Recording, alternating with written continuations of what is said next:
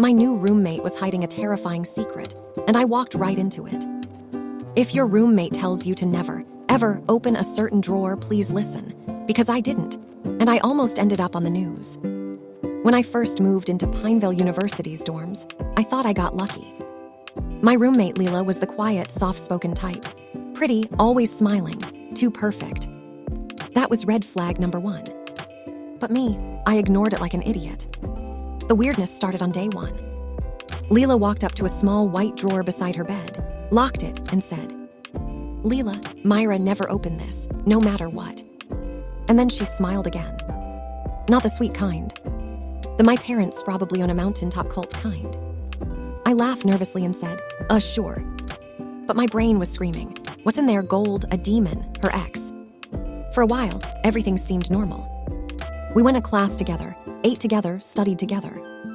And I thought maybe I was just overthinking. Then things got creepy.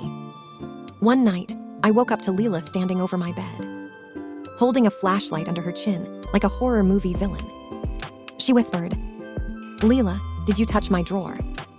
I nearly screamed. "No," I said, voice cracking like a broken microphone.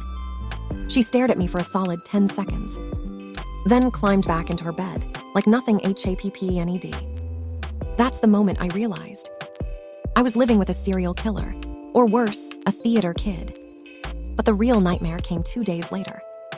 Leela left for class early. I was getting ready when I heard scratching coming from her drawer. Scratching, like something was alive in there. At that point, any normal girl would run. But I am not a normal girl. I opened it. Inside was not a monster, not a cursed object, not her ex, but a tiny, shaking kitten, covered in paint, a paintbrush tied to its tail. I blinked. The kitten meowed loudly, and that's when the door swung open. Leela stood there, horrified. "Myra S., you paint with a cat." Leela screamed back, "No, it's MY art project." Apparently, she rescued the kitten from an abandoned dorm and was secretly nursing it. But she wasn't supposed to have animals in the room. So to hide it, she shoved it in the drawer with art supplies whenever resident advisors made surprise checks. I stood there speechless, trying to understand why the poor kitten was a walking Picasso. She burst into tears. "I just didn't want to get kicked out. Please don't tell anyone." And honestly, I'm dramatic, not heartless. So I helped her. We cleaned the kitten, warmed it up, and started sneaking it food every night.